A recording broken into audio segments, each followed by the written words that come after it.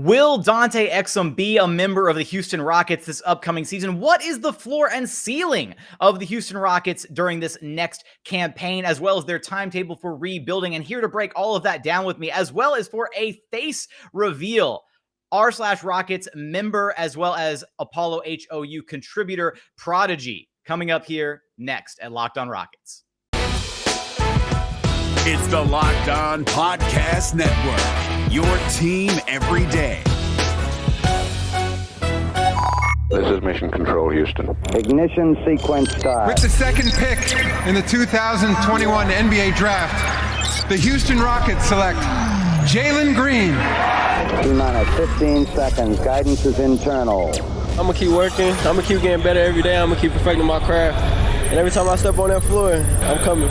6, 5, 4, 3, 2, 1.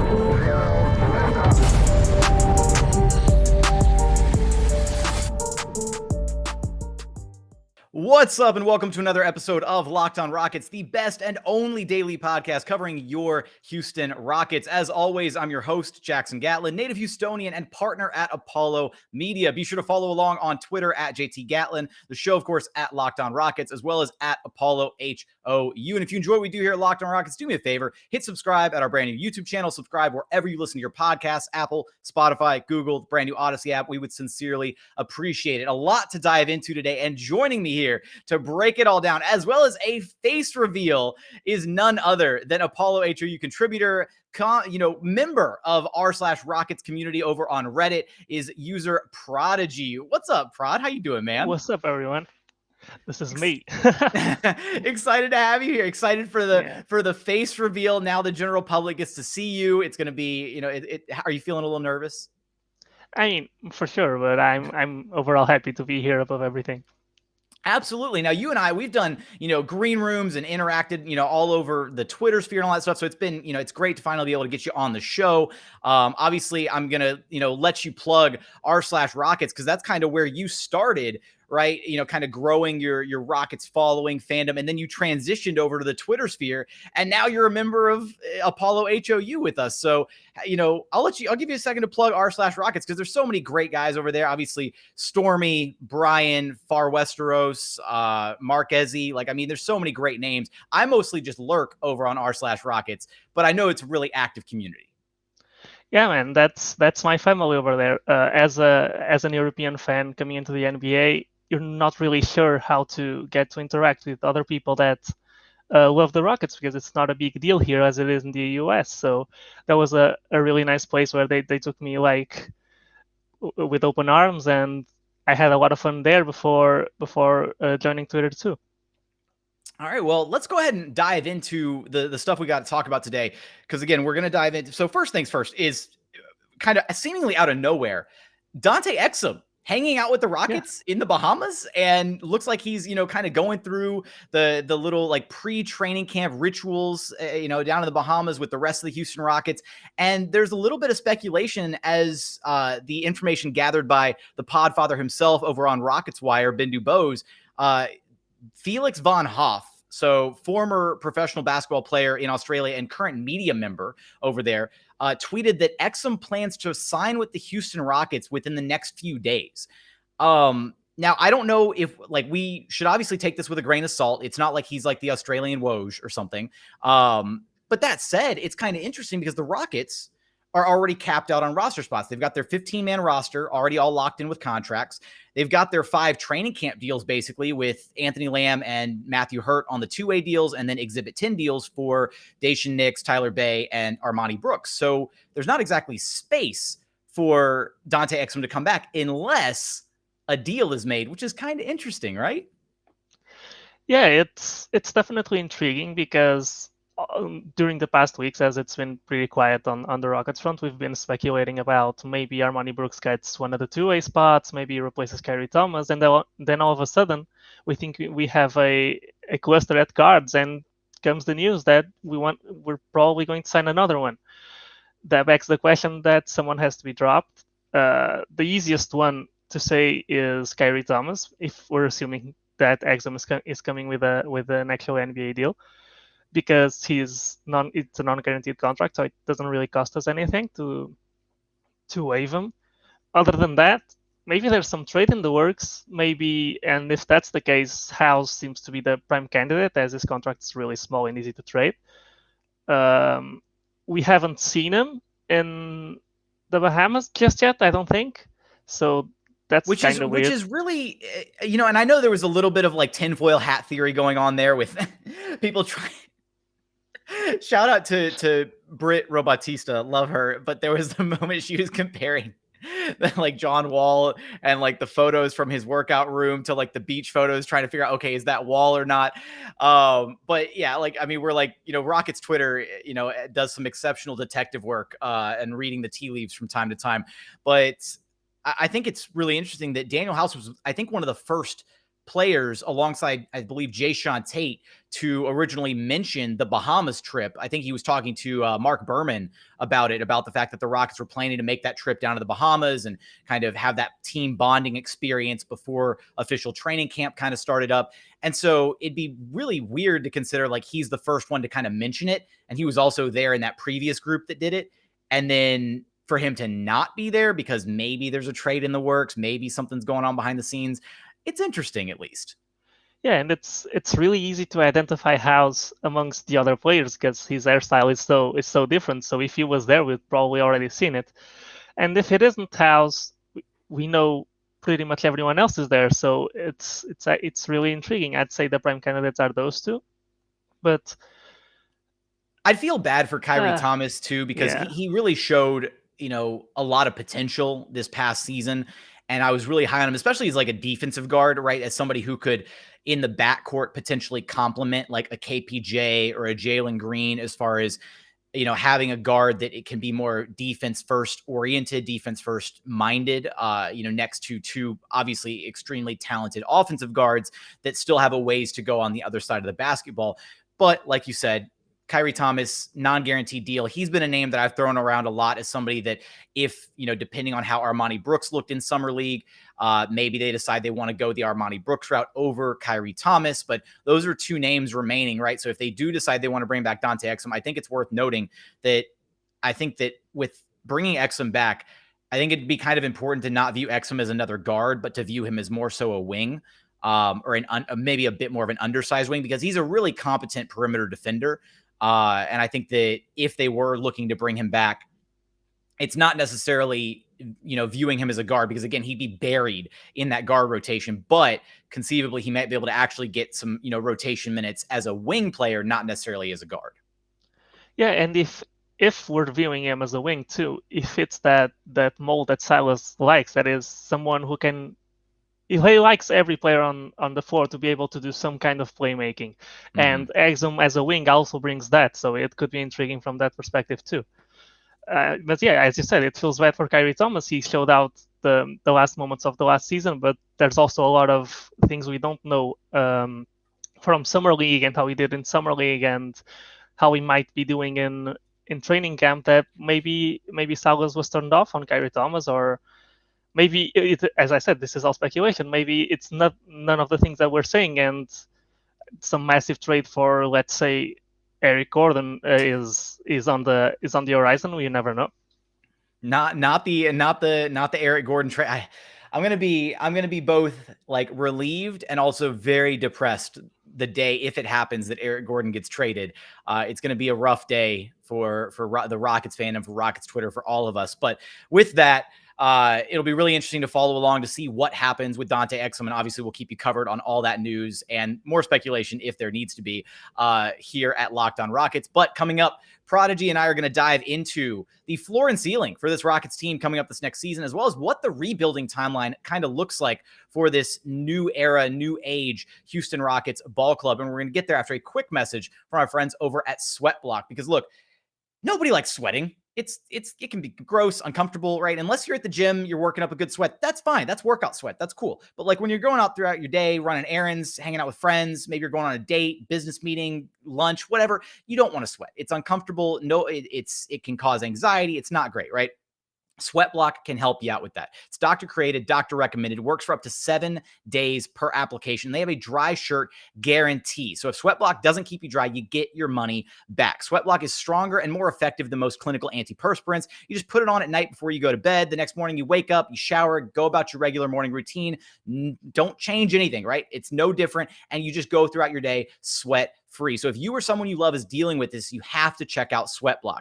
Get it today for 20% off at sweatblock.com when we use promo code LOCKEDON. Also available at Amazon and CVS. So again, that's 20% off using promo code LOCKEDON at sweatblock.com. And another message from our friends over at DirecTV, because look, does this sound familiar? You got one device that lets you catch the game, another that's letting you record your favorite shows. You got sports highlights on your phone, and then you have a login from like your cousin's best friend for all the other good stuff, right? Well, let me tell you about a way to get all that entertainment that you love without the hassle of finally a way to get your TV together. It's called DirecTV Stream. Brings your live and on-demand favorites together like never before, so you can watch your favorite sports, movies, and shows all in one place. That means no more juggling remotes, no more need to buy another device ever again. And the best part, there's no annual contract. So get rid of the clutter and the confusion and get your TV together with DirecTV Stream. You can learn more at directtv.com. That's directtv.com. Compatible device required. Content varies by package.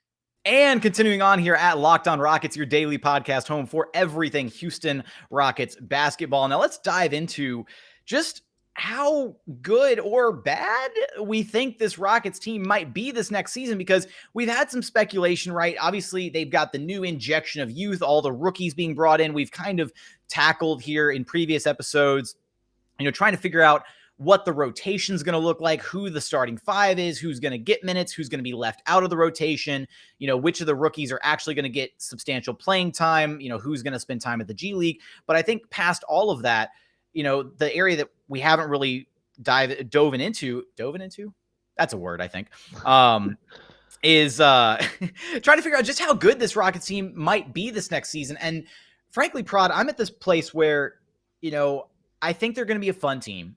I think there's going to be a lot of exciting, games, some high scoring events, right? Jalen Green's going to explode for 30 plus, a lot of times this season. I think he goes 30 plus. I'm going to call it right now. I think Jalen Green goes 30 plus at least 5 times this season. Calling it right now. I'll take the over on that.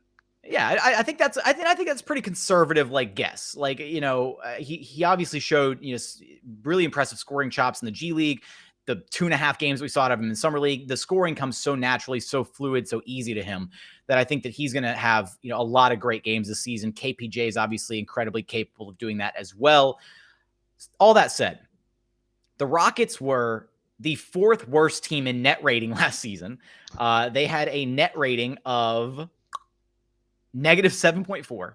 They were the 4th worst defensive team in the association. They were also the 4th worst offensive team in the association. They were the worst offensive and defensive team in the Southwest Division. And this is where I'm coming from. When I see Rockets fans who are really thinking, oh, there's so much talent on this roster, they're definitely going to be pushing for a play-in spot. I'm like, let's put it in perspective. The New Orleans Pelicans also have a young, extremely talented roster. They've got Zion Williamson, Brandon Ingram, really strong core over there. This past season, they were the 11th best offensive team in the association. They had an offensive rating of 113. Their defense was pretty atrocious. They were the 23rd best defensive team in the association, and they didn't crack the play-in tournament. So that's kind of like a bar, right? That's the bar to be set, sort of, is the Pelicans were almost a top 10 offense and still a bottom 1/3 defense and didn't crack the play-in tournament. And that's kind of what I think we're going to see out of the Rockets this next season. Maybe they take that jump offensively. Maybe Silas is able to finally get, some of the more in-depth offensive schemes that he wanted to accomplish last season in play with an actual training camp, and hopefully no COVID issues, no injuries, none of that, right? A healthy start to the season, all of that. But that's kind of my expectation, is the Rockets are not going to be making the play-in tournament. Where's your head at regarding this?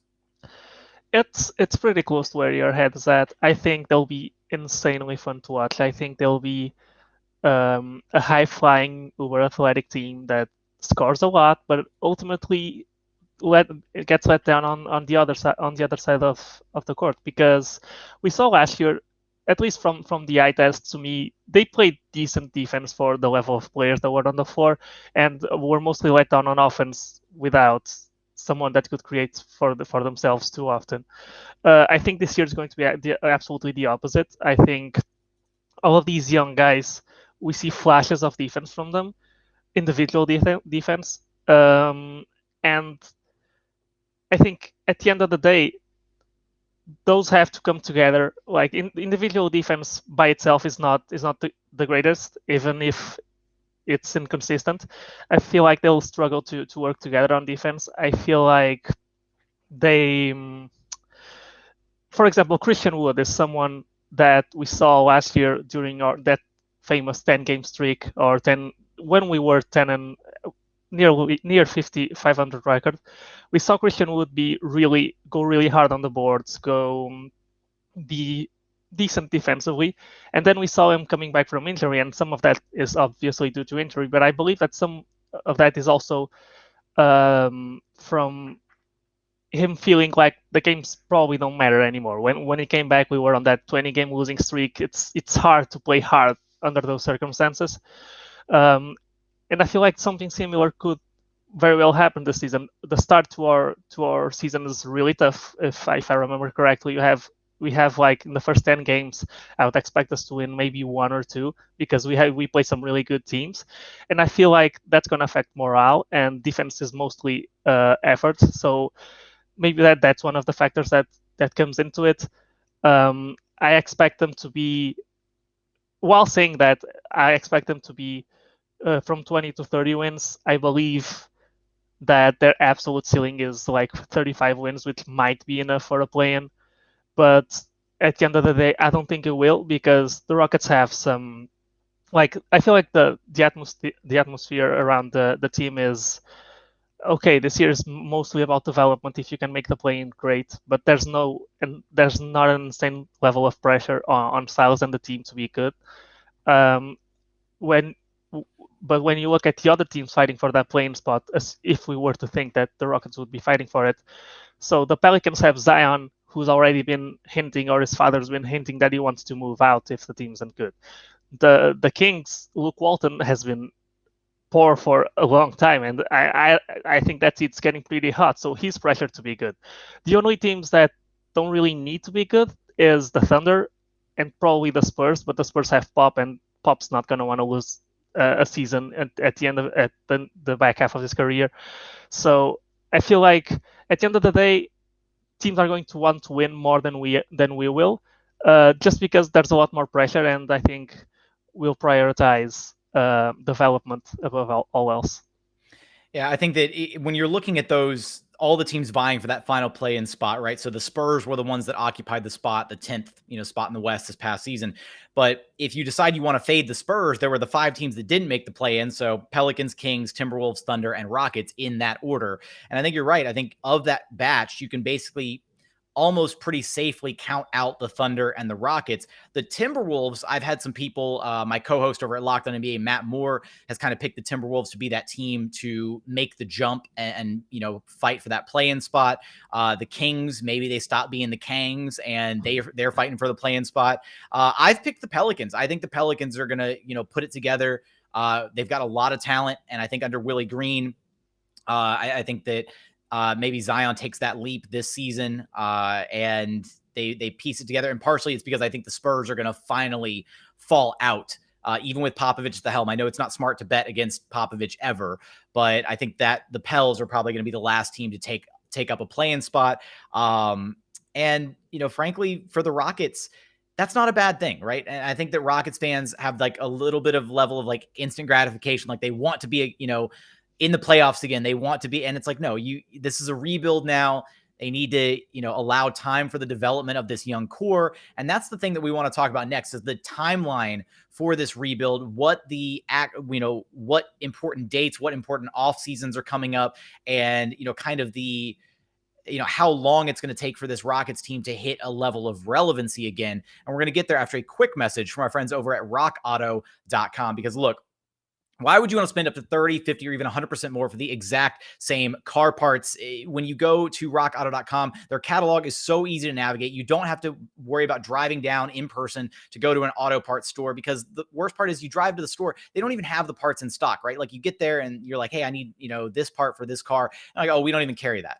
So just go online to Rock Auto. Their catalog is super easy to navigate. You can quickly find the brands and specifications that you need for your car or truck. And again, you're going to save money when you visit rockauto.com. They're a family-owned business serving do-it-yourselfers for over 20 years. So visit their website, and when you go to checkout, when you hit the little shopping cart icon, be sure to write Locked On in there. How did you hear about us box, so that they know that we sent you.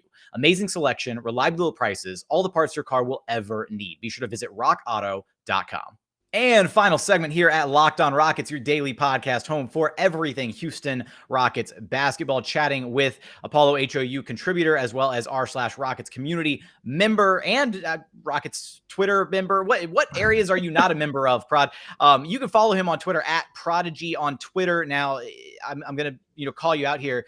Prod, you decided to be a little obnoxious with your username. It's spelled ProdiG, ProdiGontwittt 3R. Why'd you put the 3 in there, man? Because Twitter doesn't allow the word Twitter to be on handles. Oh, so really? I had to circumvent it and replace the he with a 3. That was because of that. I love that. All right, learn something new every day. That's great. Well, go follow Prod on Twitter. He's great for Rockets content. And speaking of the great Rockets content, Prod, you put together a really cohesive kind of 2023 Houston Rockets offseason template.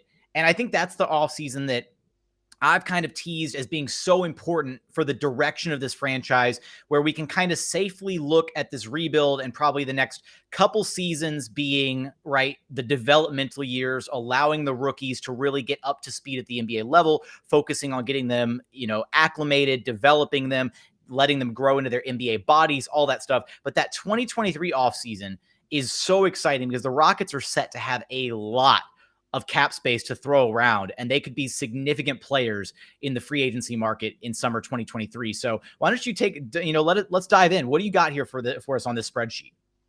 Wait, let me pull that up. Okay. So as you can see, we're projected to have 60 million or almost 60 million worth of cap space while keeping the cap holds of KPJ, Christian Wood, and Jae'Sean Tate, which are I predicted were the ones we would be looking to keep with us, which means we have a lot of space to sign new guys. And signing new guys, most of the time people talk about that as if we're signing a new star, and it doesn't have to be like that. Just look at the Hawks. The Hawks last season had some cap space. They couldn't attract a star. They have all of the youth in the world. They have an up-and-coming superstar in Trae Young, and they couldn't find a star. And probably that there wasn't one available, as AD was probably the only decent free agent, and he was obviously going to resign with the Lakers. So when we look at the quick list of free agents that I have here with LeBron James, James Harden, John Wall, Westbrook, Bradley Beal, probably the most interesting one is Nikola Jokic. These are here in case we are good enough to attract one of them. But I wouldn't even say that that's the most realistic outcome. I think the best outcome is to go about it the way the Hawks did and sign some lower tier guys to friendly deals, to team friendly deals that you can later couple with the picks to trade for a superstar. And until then, the other guys are going to contribute to your team. They're going to help your young guys play some winning basketball. Guys like Malcolm Brogdon, Jeremy Grant, Miles Turner, Kelly Oubre. And then there's the third option. And the third option is guys that are coming off their rookie deals that teams might not want to overpay for. And overpay is a word that people don't like to hear. But the fact is, sometimes it's good to overpay for some of these guys, and they end up fulfilling their full potential after their rookie deals, and they end up being worth that contract. I mean, we're the Rockets. Just think about James Harden. We got James Harden, even though it wasn't by overpaying him as a free agent. We got James Harden because the Thunder didn't believe or didn't have the money to pay him. So we took a shot at him. And you might argue that when we took the shot, we weren't overpaying him yet. But the fact is, we wouldn't do that trade if we didn't plan on maxing him the season after, right? So yeah. I also just want to throw it out there, right? You're drawing comparisons to, teams who have, tried to throw their weight around in free agency with, an abundance of cap space and didn't wind up, landing the big name, the sexy big name free agency signing star. Let's go back to the 2016, 2017 Rockets, who tried to bring in, right? They tried to lure in Kevin Durant. Unfortunately, they had the 41 and 41 disappointing season, bounced in the first round of the playoffs.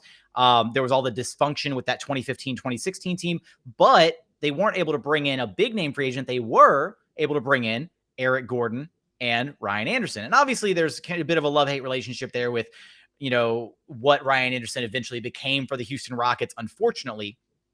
That being said, if the Rockets don't make those two signings in Eric Gordon and Ryan Anderson, then they're not the offensive juggernaut powerhouse under MDA that first year to then attract Chris Paul the following offseason, right? So it was kind of a domino effect, and they did a really good job of utilizing the cap space that they did have to bring in impact players. And obviously that was the summer that the cap spike, the cap jumped up and there was the gigantic cap spike. And, that's, a once in a, blue moon occurrence for the NBA. So obviously a little bit different as far as that goes, but I just think it's interesting to draw that parallel as well, where they brought in two names that weren't necessarily the marquee free agents of that offseason, and they were still able to then turn themselves into a top 3 seed in the Western Conference by doing so. Granted, they still had James Harden in the midst of his, MVP prime, but still.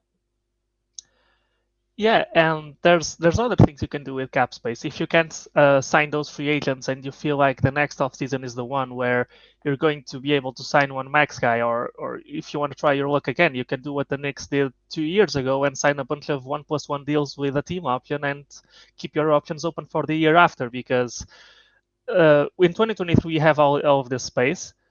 If we pay Christian Wood, Kevin Porter Jr., and Jae'Sean Tate, the year after, all of the rookies we drafted this year are still on their rookie deal. So we have another season to go at it.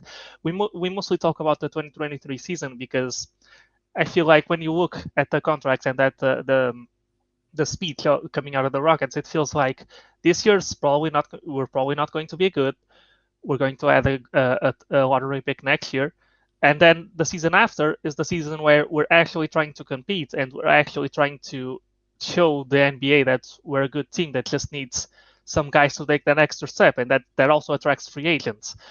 And one of the reasons for me to say this is, let's look at the structure on David Nwaba's contract. They got him on a 2-year deal with a team option for 2023 in case they want to keep him for that. Who knows if it's going to be cheap by then, but $5 million a year deal. Daniel Theis, who's making $9 million that year, has a team option for the year after. So it's a super tradable asset, a super tradable vet. He'll be 31 years old. Daniel Theis making $9 million a year with a team option the year after. At 31 years old, an absolutely easy contract to move. Yeah, that's not a problem. So we have all of the guys that we want under contract, and we have all the flexibility in the world to do whatever we want with that cap space. So, and I think so. One thing that we didn't highlight yet is, so, you've got the numbers written out here, but for our podcast audience, so there would be just under $60 million in space below the projected, I guess, $121 million salary cap. Now, I want to say, I don't know if this was an oversight or not, but one thing that did stand out to me on your list that you've got pulled up here is, I think it's a pretty safe bet, right, that the Rockets are going to have another likely top 5 pick this upcoming season. So that would be another, let's pretend, what, 8 to 10 million in committed money to a top prospect. So that would be my one other caveat to throw on this list. So, basically we could maybe adjust that about almost 60 million in cap room down to maybe say about 50 million in cap room to throw around, which is easily enough to either lure in, a pair of, solid, NBA players in the 15 to 20 million range, or to throw, right, a substantial max level contract at one of those free agents. And again, the one that really stands out on that list, if the Nuggets aren't able to accomplish, anything meaningful between now and the summer 2023, if Nikola Jokic gets a little bit uneasy about the future of that organization, I mean, making a play for Jokic and imagining Jokic alongside the rest of this Rockets young core kind of coming into their own would be ridiculously exciting. I'm just going to put that out there. That's a really interesting avenue possibility to consider, is Nikola Jokic in a Houston Rockets jersey. Yeah, I mean that's the dream, right? That's the big guy you aim for. And besides Jokic, the other guy you have to point at, because were the Houston Rockets, is James Harden. If he ends up not signing an extension with Brooklyn, which their GM said he likely will, but it isn't signed yet, so we don't know. I mean, since he left, we've all been dreaming after that Instagram post about the homecoming. I don't. You can't say we all, because there's that portion of Rockets fans who very much have a lot of disdain for James Harden. So I will just say pump the brakes there. A lot of Rockets fans, sure, have this fairy tale scenario where James Harden pulls a LeBron James and comes back to Houston, and you've got old man James Harden ready to lead this, young Houston Rockets core to some, impressive playoff performances and maybe a title, as he's 34, 35, 36 years old. Christian Wood in his prime, KPJ, Jalen Green, right? That would be a storybook ending to a storied Houston Rockets legacy, career, all that, to right his wrongs for forcing his way out of Houston. I kind of let that ship sail a long time ago. I don't think it's going to happen. I think he's going to re-sign the extension with Brooklyn, and I'm perfectly content with that being the outcome. Yeah, and another thing about the list of players that I brought up is, we look at these guys and we look at them as max players right now.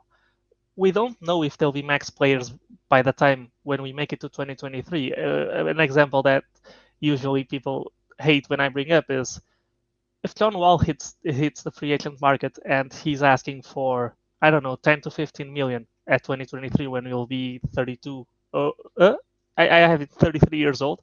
Hey, that's a fire six man to bring off the bench. Like, having the cap space doesn't mean we're throwing the bag at someone.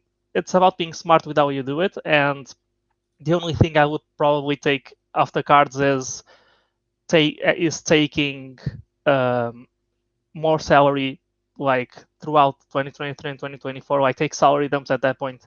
I feel like. Which is why we don't want Ben Simmons on the Houston Rockets. Yeah, exactly. Because it just feels like it doesn't feel right, because we know that in 2024 we overpicked to the Oklahoma City Thunder, and I don't believe we'll ever get lucky in the lottery like we did this season. The pick is top 3 protected like this year's was, but there's no way we're that bad by then to have even decent odds at not giving them more picks. So once we hit 2023, it's time to go. Like, there's no looking back. You have to be a playoff team. You have to be at least a playing team guaranteed. It would feel so bad to give the Thunder. That's where the upward climb has to kind of start. And if they're still in free fall, if they're still kind of in developmental mode at that point, that's when there's going to be a little bit of cause for concern as to start looking around and saying, okay, well, what's going on, right? What's holding them back? Who's not developing? Who hasn't panned out? Is it coaching at that point, right? Do you suddenly start looking at Steven Silas, which I'm not pointing fingers at Silas yet. I'm saying if you get to that point, and there hasn't been, measured steps of improvement to where you can confidently say, yes, the organization and team are moving in the right direction, then yes, you start having to figure out, okay, what's the problem? Is it the players? Are they not developing to the best of their potential? Is it the coaching? Is it roster construction and moves being made at the margins there? And I think one of the biggest questions truly is Christian Wood going to still be a member of the Houston Rockets past that point, right? Past this current iteration of his contract.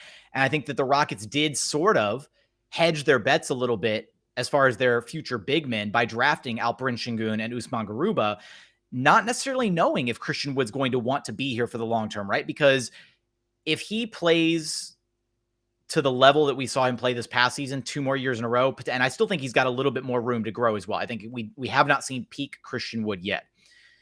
But if he plays himself into what would be a max level deal for him down the line, and if the Rockets don't look like they're making the right strides, making the right steps towards being a competitive playoff bound team with, championship aspirations, and if, the young core is, the chemistry's well, the culture is good, all that, right?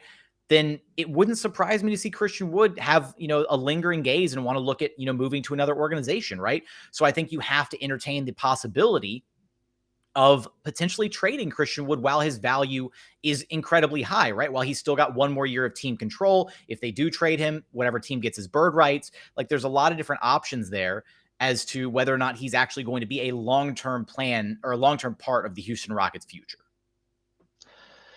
Yeah, it ultimately I will comes say, down. sorry, I want to, Yeah. I want to like exclamation point there. I would like him to be like, that's my point. Like there were a lot of people clamoring for a Christian Wood trade this past draft. And I was like, no, you don't trade him yet because one, he hasn't played up to his peak yet. So you're not trading him for maximum possible value at this point.